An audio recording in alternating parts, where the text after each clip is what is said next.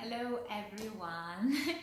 Today I'm reading story at lunchtime, late lunchtime, just because I choose the story with the same title, The Lighthouse Keeper Lunch. So actually it must be at lunch or at least late lunch. For those ones who don't know me yet, my name is Maya. I'm writer. I love meditation. I love children. I love writing. I love fairy tales. And I put all these jobs together and I create audio meditative fairy tales with FlowerFairy Flora. More about this special fairy tales you will find on the link below. So when we are finished, you can check and see what this is, and you can listen the short parts of this story, and you will benefit both, so children and adults, because adults, you are a great sample if you listen these stories with the children. Children and also adults can learn how to breathe deeply. And you will also, the children will also learn the important things for life through the story, and if they will tell you about their issues and about challenges loudly, that means that you can support them in a right way. So this is shortly about me and my work. And now it's time for today's story, The Lighthouse Keeper Lunch. So that's why I am so early today.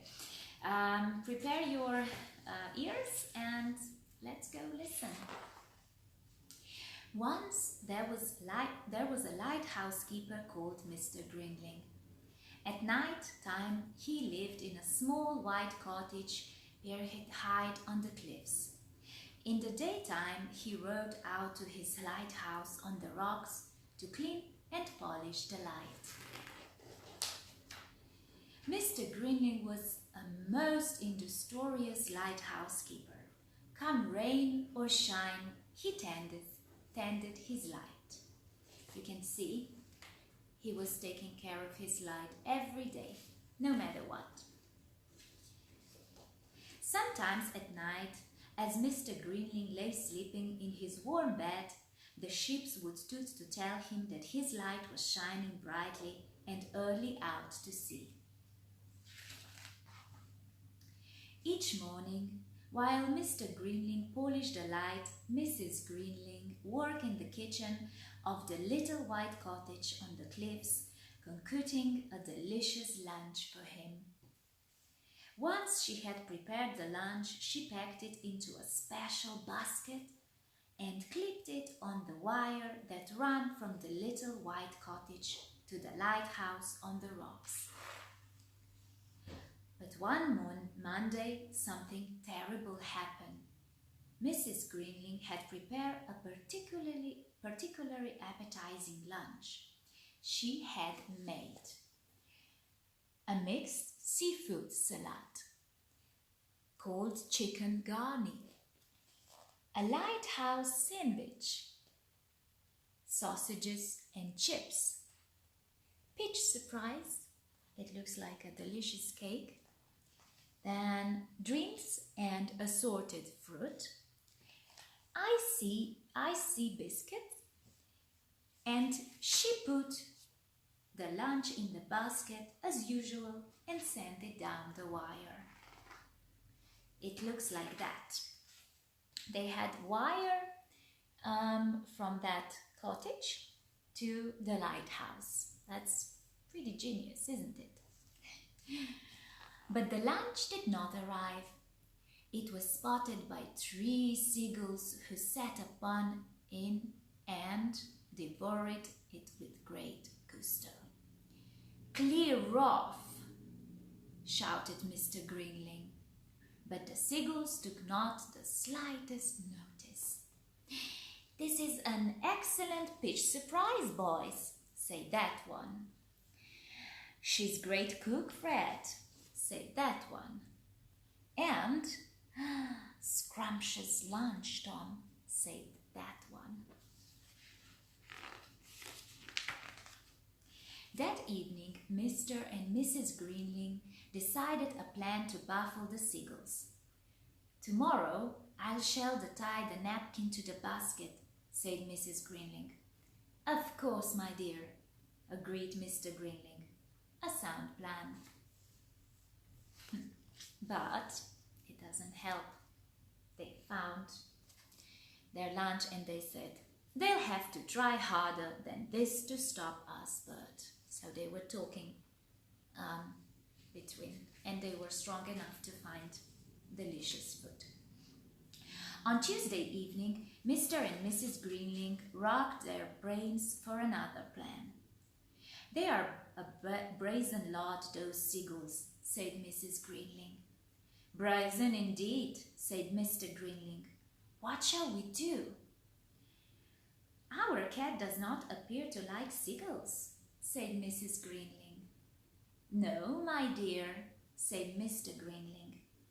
"Hamish is an accomplished seagull chaser." "Of course," exclaimed Mrs. Greenling.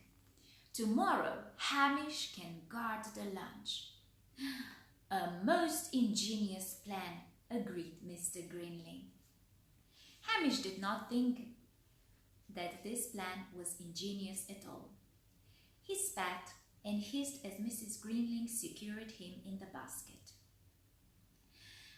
There, Hamish," said Mrs. Greenling. "I'll have a tasty piece of herring waiting for you when you arrive home." Hamish, look, you can see Hamish was not very happy with that. Sadly, Flying did not agree with Hamish. His fur stood on end when the basket swayed. His whiskers dropped when he peered down at the wet blue sea, and he felt much too sick even to notice the seagull, let alone scare them away from the lunch. And the seagull said, "Pretty pussy, like a piece of lobster monery." They were pretty naughty, these seagulls. "This food gets better every day, Fred." "Aren't you going to chase us, pussy?" They were very, very naughty. Lack-a-day, said Mr. Greenling sadly. "Meow, meow," agreed Hamish pitifully. On Wednesday evening, Mr. and Mrs. Greenling racked their brains again for a new plan. "What shall we do?" said Mr. Greenling. Mrs. Greenling looked thoughtful. "I have it," she exclaimed. "Just a mixture for hungry seagulls." "Indeed, my dear," said Mr. Greenling. "What have you in mind?" "Wait and see," said Mrs. Greenling. "Just wait and see." "Mustard sandwiches," chuckled Mrs. Greenling. "Oh, truly superb plan, my dear, truly superb." So she prepared mustard sandwiches. On Thursday morning, Mrs. Greenling carefully packed the mustard sandwiches and sent them off down the wire to the expectant seagulls. And they took them, of course, but they were not happy. On Friday, Mrs. Greenling repeated the mustard mixture. "All right, boys, let's go and have lunch elsewhere." "It's the same as yesterday," they said. So on Saturday up in the little white cottage on the cliffs, a jubilant Mrs. Greenling put away the mustard pot before she prepared a scrumptious lunch for Mr. Greenling. While he waited for his lunch down in the lighthouse on the rocks, Mr. Greenling sang snatches of old sea shanties, and his surveyed the coastline through his telescope. And this is what he saw. He saw that. Can you see? The seagulls went away. We'll back fly here for lunch again tomorrow, boys. No mustard in this lot, Tom. This is a delicious chocolate eclair, Fred. So they found somebody else with a good lunch. Oh, well, such a life, mused Mr. Greenling as he sat down to enjoy lunch in the warm sunshine. So finally, at the end of the week, he enjoyed his lunch and it looks delicious.